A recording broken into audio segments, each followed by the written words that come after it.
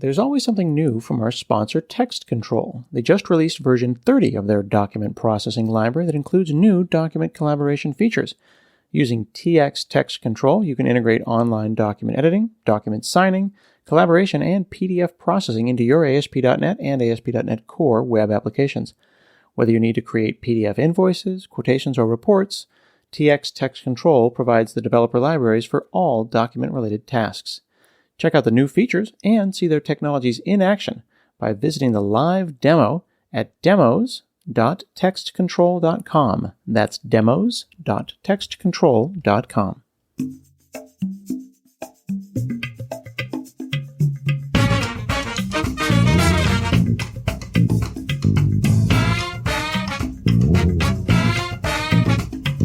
Hi, I'm Scott Hanselman. This is another episode of Hansel Minutes in association with and partnership with the ACM ByteCast. If you're listening to the ACM ByteCast, you should check out Hansel Minutes. We've got a great show with a lot of fresh faces. And if you're listening to Hansel Minutes, you should check out ACM ByteCast as part of the Association for Computing Machinery at learning.acm.org/ByteCast. That's BYTE cast. Today, we're chatting with Charu Thomas. She is the CEO of Ox and is completely revolutionizing pick methods with augmented reality. How are you? I'm doing very well, Scott. Thank you so much for having me this afternoon.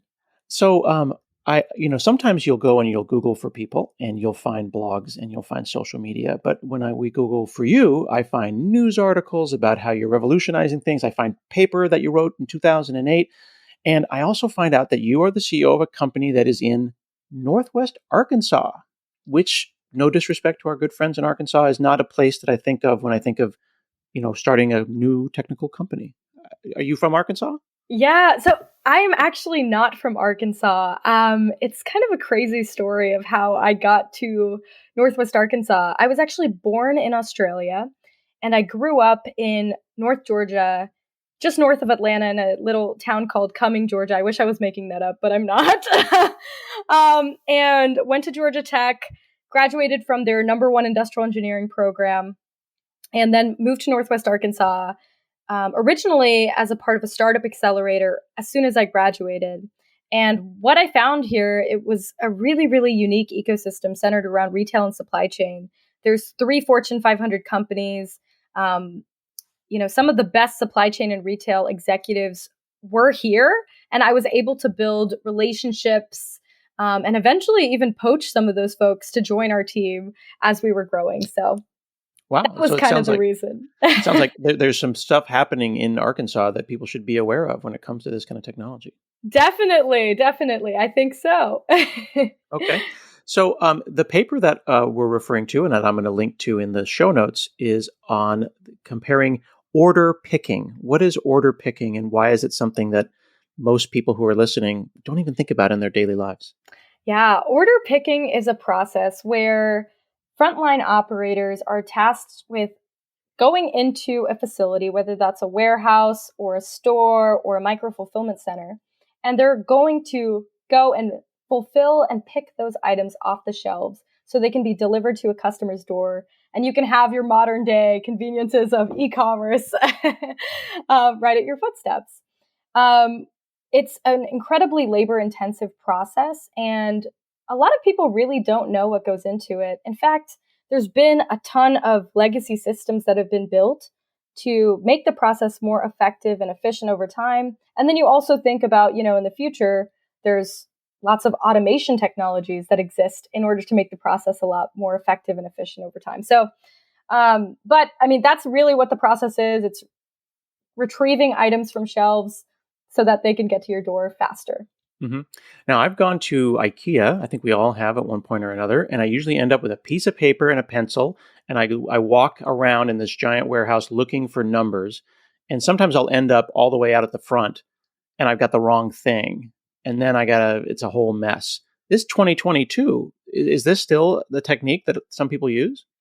It is, unfortunately, the technique that a majority of people use. In fact, 80% of warehouses today are still leveraging manual methods like pick to paper, which is exactly what you just described. It's incredibly inefficient. And in fact, if you think about picking itself, you can kind of break down the subtasks or the subcategories. So travel times, seeking and fulfillment times, scanning, etc. Travel is one of the biggest costs. It's about 60% of the total time.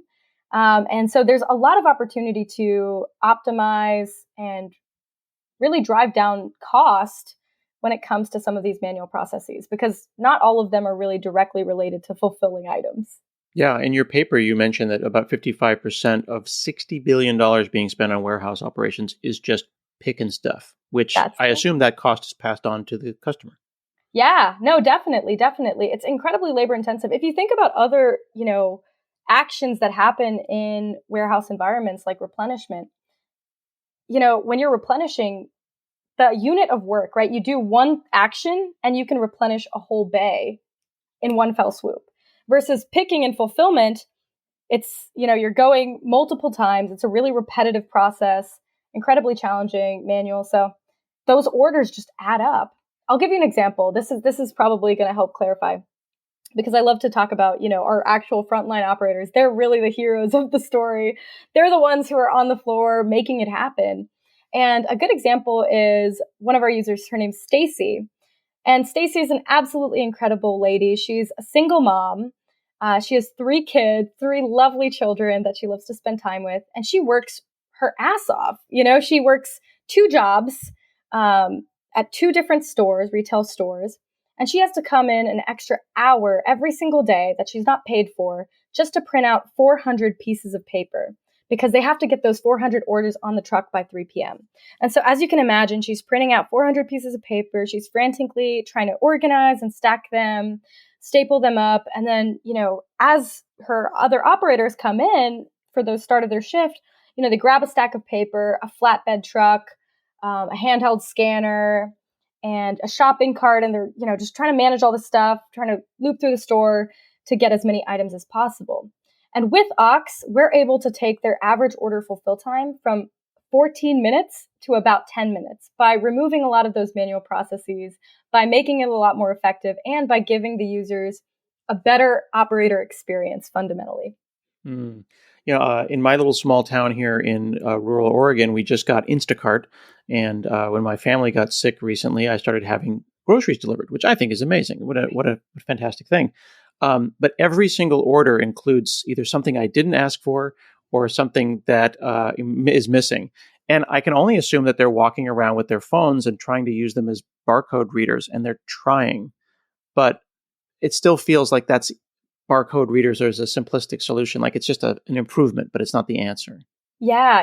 One of the really interesting challenges that I think Instacart and a lot of gig economies have is, since they're picking from stores, the inventory, what you see on the shelf isn't what they have on the back end system. That's different than a warehouse or a traditional distribution center. Of course, there's inventory inaccuracies all the time. In fact, when I was first doing customer discovery, like many, many years ago, and wanted to be an entrepreneur, that's one of the biggest problems that warehouses talk about is inventory. But even still, you have a little bit more predictability in inventory in traditional distribution fulfillment centers than you do in a store, because you're competing with the customer for those same items, right? So let's say you or I, Scott, we walk into, a Walmart or a Kroger and we pick something up, but then we put it somewhere else. That completely changed their inventory numbers without them realizing. And it's a really hard problem to solve. Now, obviously, there's digital twin technologies and plenty other possible solutions for those types of problems. But I do think it's still a big gap that exists for a lot of retailers. So barcodes, and I'm old enough to remember when barcodes started being attached to objects, when UPCs started to exist. And I've seen situations in other countries where objects don't have UPC codes. So barcodes are a benefit. But I've also seen people adding RFIDs. We've seen the idea of like an Amazon where when something leaves the building, that it could be automatically, and I assume that could be applied to warehouses as well. But isn't it going to cost a lot of money to attach stuff to other stuff to track stuff? Yes, that's a great point. And that's honestly been, so RFID, I think, has been like a concept in retail for, and this even predates my career, but I'd say like 20 or 30 years. And the big reason it failed to get widespread adoption was because of that exact reason. Even though the cost of each tag, passive tags, are cents on the dollar, attaching them to every single individual item, it adds up pretty quickly, unfortunately. Now, that being said, some of the more, I'd say, forward-thinking retailers, we have seen that some of them are sort of forcing that type of behavior because they have enough leverage to be able to really shift the entire market in that direction. And so if that is the case, that could change the story fundamentally. But you're absolutely right. I think the infrastructure cost is really one of the biggest limiters to technologies like RFID. In fact, in the paper that I wrote a couple years ago, one of the technologies we worked with was RFID. And the way we kind of got around that was we tagged, instead of the individual items, we tagged the shelves with RFID, and we had an RFID reader on the person. So whenever they reached into a bin, they would scan the RFID tag as they would go in. Now, obviously, it's not necessarily tracking each individual item, and there's room for discrepancy in that, but it took out a lot of manual scanning, which is what you'd have with a traditional barcode scanner, right? The line of sight problem that tends to come up with barcode. So it does solve that. That's really useful. And if you don't mind, I want to take just a few minutes to dig into that. So, because we're talking on a podcast and folks can't see us, but let's think about this for a second. Someone is picking something off of a shelf and they have a scanner. They have to intentionally, with intent, with one hand, adjust the object such that the barcode is pointed towards them, and they have to scan it. And that's a non-natural thing when I just want to pick the thing up. So you're describing a situation where they have something on their wrist, like a watch, but it's an RFID scanner. Their intent is implicit upon entering the basket. So then the scanning is a side effect, right? Correct. That's exactly right. And that's why it was actually so much faster in that paper than traditional methods. Okay. But then you bring up the idea of verification or not. How important is that double check? So I would say that most sophisticated operations today, all of them leverage some form of accuracy, right? And that's why barcodes have become the standard. And, there's organizations like GS1, who are enforcing those types of standards, in the US and more broadly as well. I would say that it is something that's been built into the process. However, that is kind of an assumption that's been built based on the technology. Again, a lot of those assumptions have been that's what people did before, right? And that's one of the things that I think is so incredible about the supply chain and why it provides such a unique opportunity for disruption, because there's a lot of legacy in there that you can kind of rip apart once you have new technologies that we do have in the world today. And that's one of the things that's been so exciting for me. I know I'm not really answering your question necessarily, but that's been one of the things that's been most exciting for me, is seeing the capabilities that we're able to offer just by doing stuff that other people thought they did. So I'll give you another example, like pick walk optimization, right? Like people always say that they do pick walk optimization in their warehouse. Can you say that word? System. Were you saying pick what? Oh, I'm sorry. Yeah, that's like kind of a niche term. Pick walk optimization, or like just walking. Yeah. So pick walk optimization. Okay. Yeah. So a lot of warehouse management systems, they propose or say that they have some form of optimization, and they do. Basically, what they do is they calculate a global best route, and then they reapply that every single time to each order. And that's a heuristic. It actually works pretty decently in most environments. And because, if you think about traveling salesmen, right? I was just going to say that. It's the traveling salesman problem applied to your order in a warehouse. Exactly. And, you know better than me, Scott, that like traveling salesman gets really, really complex. And especially when you have multiple different nodes, and each one of those items that you're picking is a node in the graph, right? So it gets super, super complex, really ends up being incalculable. And so there's basically a heuristic you can use to kind of cut that down by assuming the aisles. They kind of restrict your motion a little bit more. And so that's basically what a lot of warehouse management systems do, which is kind of like the current generation. But again, if you break that down with the technology that we have today with like true order batching, like we can do a lot smarter walk optimization with some of the new technologies that we have today. And that's what we've been doing at Ox. So it's just been really cool to kind of rip out, honestly, a lot of this old technology and rethink about the assumptions that are fundamentally creating some of that solution that existed in the past. Yeah. I also want to mention, because we do like to expand acronyms on the show, GS1. You can learn about it at gs1.com, the barcode kind of conglomerate, the global barcode. And it started in 1974 with the first barcode being a stick of gum that was actually scanned. Wow. So that's where barcodes came from. Isn't that interesting? That's fascinating. That's really cool. I didn't know that. Hey, friends, this is Scott. I hope you're enjoying this chat, but we are going to take a brief break and we're going to have a chat with our sponsor. Our sponsor, Raygun, today makes shows like this possible. You know, JD from Raygun, I've got Hanselman.com, I got HanselMinutes.com, the Hanselman International, right? It's a big, giant, super corporation, right? No, it's one person. It's me and a couple websites in Azure. And I thought I was doing well when I got them all to build and deploy successfully, but I wasn't thinking at all about runtime. But then I plugged in Raygun, and suddenly I'm finding out specific users that are having specific issues about stuff I'd never even thought about. Why do people focus so much on the build time of DevOps, and then they forget about the runtime error reporting? Yeah, I mean, it's a great question. Some folks, frankly, it's a little uncomfortable to see the number of issues that may be in the code base. That's a big contributor. It makes me feel like I'm double or triple. I don't like the word 10x developer, but what's cool about it is it feels like while I sleep, someone is going through my log files, looking at my call stacks, bucketing them, and I'm being multiplied. Like I'm one person with one website, but I feel like a team of 4 or 5. I've got testers.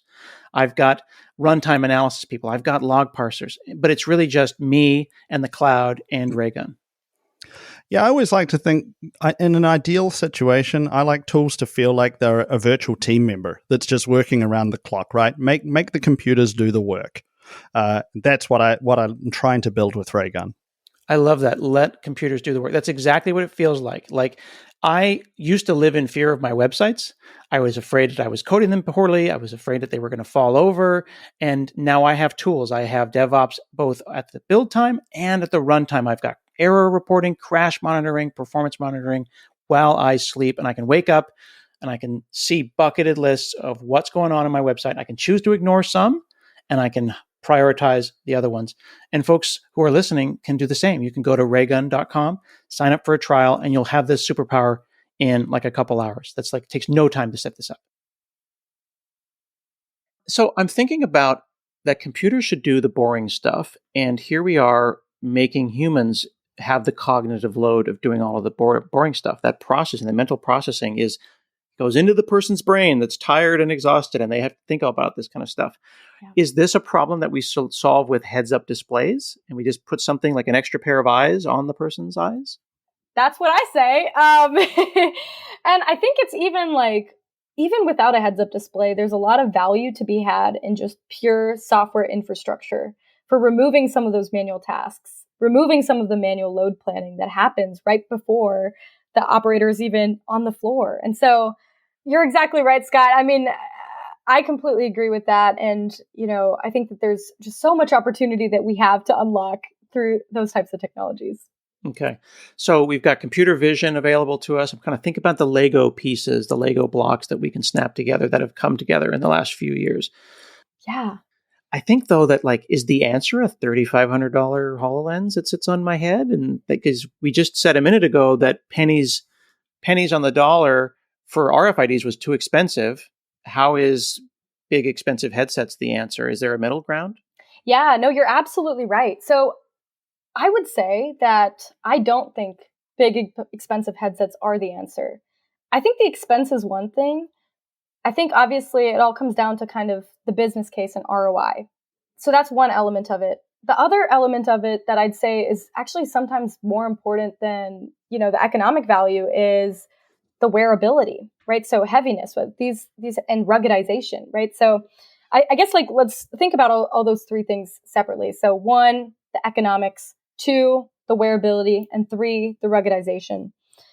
So diving deeper into the economic piece of it, I do think that it all comes down to kind of the business case. So if you're able to get that efficiency gain that you need to see to justify the expense, that's kind of how, typical investments are made in this space. Now, that being said, one of the things that we've been doing at Aux is we've been driving down the fundamental price of some of the hardware that we're leveraging.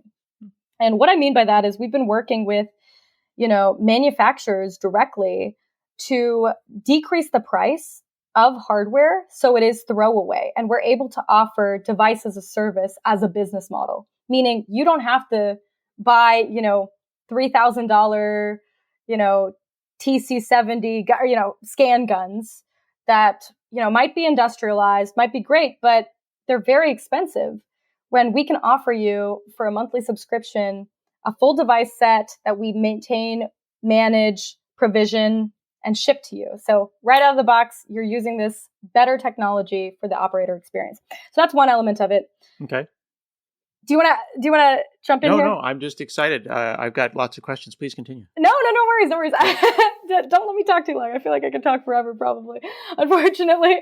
But I guess second point was related to wearability. So with a big headset like the Microsoft HoloLens, the head weight is a really, really big challenge, because in these shifts, operators are wearing these devices for 8 to 10 hours.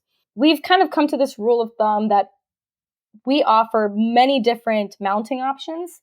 So glasses, headbands, and hats. Headbands are actually the most popular, which is something shocking. Yeah, that was shocking to me too.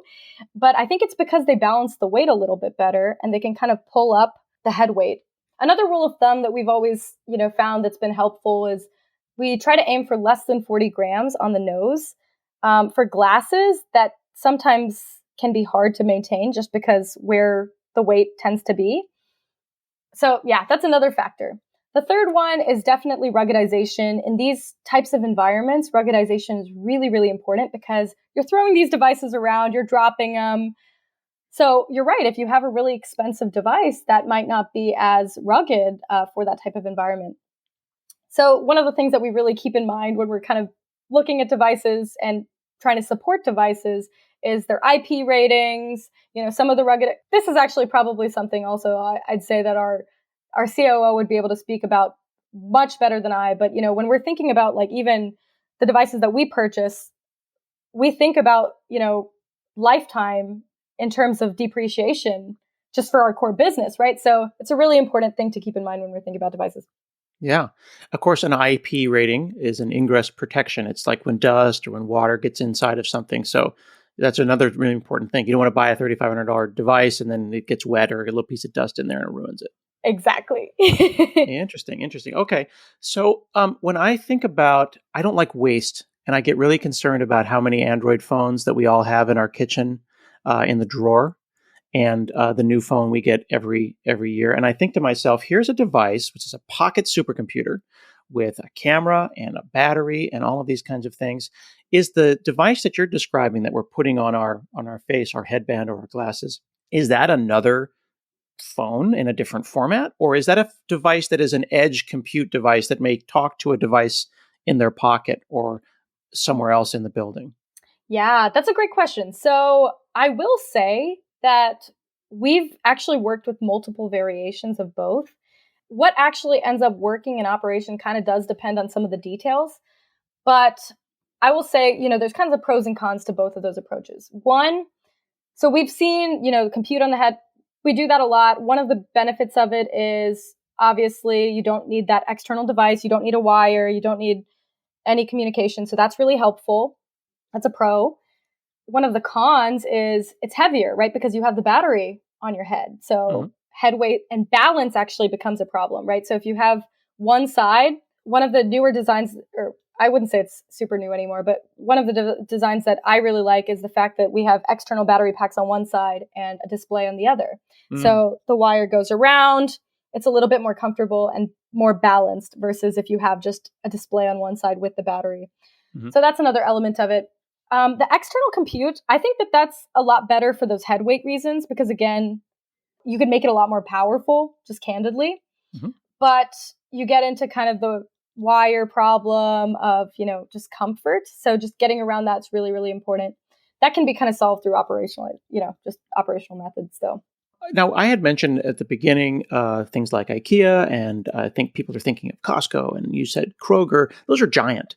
But you've also talked about smaller micro organizations. Things like Shopify have made it so someone could have a small warehouse of their own, maybe in a industrial park or in a couple of storage units. but I would think that an VR, AR, XR type equipment would be completely out of my ability as a micro retailer. Yeah, I mean, I would agree with you, honestly. I would say that for that type of operation, there's a huge amount of value to, again, be had in some of the just pure software. And again, throwaway mobile device as a service models, because those kinds of operations can offer you, again, better efficiency without necessarily investing in more capital intensive infrastructure. Okay. So to translate that, you're saying that while I may not need a full AR headset for a situation like that, I can still get automated logic with a platform like Aux that would enable me to solve that problem. It's like software as a service. Just like I go to Square and I get an iPad and a little device, and now I can start taking orders. I can do the same thing on the logistics and the picking side. Yeah. Exactly. I'm starting to understand how your business is going to work here. So your business will scale from the small to the large companies. Yeah, definitely. I do think that, we've really focused on helping serve the enterprise and mid-market companies. And that's purely for the reason of, we think that there's a really big value to be had for all the 5.5 billion associates and frontline operators who are today in those facilities. And we want to really help those people. We think that, they're kind of centralized models. If you really think about how a lot of these operations work, they have many facilities, In fact, one of our customers, we started in one facility. We're going to be in 12 this year and 50 next year, right? So that's kind of like the scaling model. But again, they're centralized, either third-party logistics, retail, or grocery companies. Mm-hmm. We have to mention, though, that you are not an older person. And I know that it may be indelicate to mention that, but when someone is on a Forbes 30 under 30 list and is a CEO of a company and is doing largely revenue-based type of a startup, it's worth mentioning your age. While some people your age might be just getting started, you're building an entire company. I'm curious whether was it teachers or professors, or what made you feel that you could do that? Because sometimes the doing it is just not being told you shouldn't do it. Oh my gosh, Scott, you are 100% right. I think that there's so many people along my life that I'm so indebted to, that have just invested so much in me. A couple people that come to mind just off the top of my head. My professor at Georgia Tech, his name's Dr. Thad Starner. He's the inventor of Google Glass. I came to him one day and said that I wanted to be an entrepreneur, and he completely laughed at me, but he gave me a book called Business Plans That Win $. And said, when you're a billionaire, give me 1%, or said something facetious like that. And obviously he was completely joking, but I took it as the ultimate vote of confidence. And I went back, read the book, annotated the whole thing, and came back the next week and just kept coming back. And I think that he's been so instrumental in my journey. There's way too many people, I think, that I could point to who have also been instrumental at just different moments in my life. My mom is another example. When I was graduating college, and I really wanted to be an entrepreneur, but I didn't know how. There was kind of two paths I was considering. One was going to go down the research path, get a PhD in computer science, which I love research, by the way. No hate on that. I could definitely see myself doing that for the rest of my life, and I would probably be very happy. But, she really encouraged me, because I had a really new opportunity. We had won $100,000 from a startup competition, just as pre-seeds funding. And so she really encouraged me to take that opportunity. And, without her encouragement, I definitely would not be here today, because we had absolutely nothing. I did not want to work on, it was maybe not the brightest future that we had. So, and obviously the team, I think that there's so many incredible people on our team, and I could spend every single moment talking about each one of them and how incredible they are. But like, every single person on our team is so immense. Tanner, our chief product officer, Brian, our CRO, Brent, our COO, Philip, our CTO, like just every single person, our investors. There's so many people who are involved in making this company so great. And I'm so thankful to each and every one of them for, believing in us and for, just investing so much in our journey. And it's worth also just reminding our listeners, Thad Starner an inventor of Google Glass, a wearable computing pioneer who was thinking about this stuff as early as the early 2000s. So that's pretty cool that you got to just hang out with Thad Starner as a mentor. Yeah. It was actually crazy. I mean, I didn't know him at the time. I knew he was a professor on campus. I heard a lot of great things about him, but I just went to his office hours one day. And again, that was the day where he kind of laughed at me a little bit and just kept showing up from there, trying to prove him wrong, basically, and eventually built a really great friendship. And he helped, he actually let me lead some of his projects in order picking, which is how we started publishing research. And it all kind of snowballed from there. One other thing I'm curious about, as not as someone who's older than you, but as your peer, as a person who's in technology with you, I don't know if I would know how to be a CEO. Like, I look at my CEO and I look at other CEOs I work with and I go, wow, I don't know if I have that thing, but I look at them and I think they must have the recipe. I'm curious how you learned to be a CEO. Scott, I think it's one of those things I'm still learning. You also said before, people are just getting started in my career. I feel like that too. There's so much that's left to do. We're very ambitious. We have a huge vision at Ox to really, really change the frontline operator experience and pioneer this new concept of human-centered automation. I think it's so, so important, especially if we're thinking about like just concepts like equity in the world, right? Like things that mean a lot to me. And so I just am so, so excited about what we have, but we're just at the beginning and I'm still learning to be a CEO, no doubt. I think a couple of things that have helped me though on this journey, and these have been tools that I've been taught from other leaders, people who inspire me, or even executive coaches. So just people who are directly supposed to help me out and make me a better executive. And a couple things that come to mind. One is from one of our mentors. His name is Mark Laurie, and he's an incredibly prolific entrepreneur. For context, he started a company called Diapers.com, was acquired by Amazon for $500 million. Jet.com acquired by Walmart for $3 billion. He just raised $200 or $350 million for his new company called Wonder. So he's an immense prolific entrepreneur. And he told me, as a CEO, you need to spend your time on three things: V, C, and P. Vision, capital, and people. And I think that was a really, really great framework of, kind of the three things that you need to be a CEO. You need to know where you're going, and then you need to get the right resources, the right people, the right capital to go get to that outcome. So that was really helpful. Another thing that's been helpful for me is I tend to be kind of all over the place, a little bit unfocused. So an executive coach taught me the rule of three. That tends to stick pretty well. So it's just helped me kind of, process and communicate my ideas a little bit better. Very cool. Well, this has been an absolute joy chatting with you today. I could talk to you for another hour. But me too, Scott. Thank you so much for having me.